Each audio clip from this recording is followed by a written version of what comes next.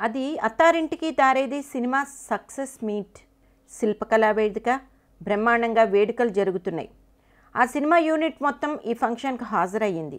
హాల్లో జనమంతా power star Pawan Kalyan, power star Pawan Kalyan అంటూ నినాదాలు చేస్తున్నారు. పవన్ కళ్యాణ్ గారు మైక్ తీసుకున్నారు. ఆయన ఏం మాట్లాడతారా అని అందరూ ఆతృతతో ఎదురు చూస్తున్నారు. ఒక్కొక్క టెక్నీషియన్ గురించి పవన్ కళ్యాణ్ చెప్పుకుంటూ వచ్చారు. ఇక ఆర్టిస్టుల గురించి వచ్చినప్పుడు నదియా చాలా బాగా చేశారు. సమంత, నరేష్లు మంచి నటులు. ఇక కోటా శ్రీనివాస్ గారి గురించి నేనేం చెప్పాలి అంటూ కొన్ని క్షణాలు ఆగారంట. ఆ సినిమాలో నాది చిన్న పాత్ర, వయసైన వాడిని, నా గురించి ఇంత పెద్ద స్టార్ ఏం మాట్లాడతాడులే అని అనుకున్న ఒక్క క్షణం.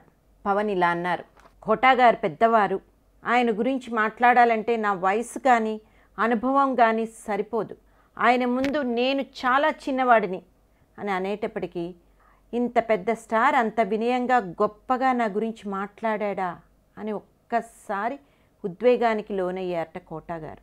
ఫస్ట్ టైం ఆయనకి తెలియకుండానే కళ్ళల్లో నుండి నీళ్లు కారాయి.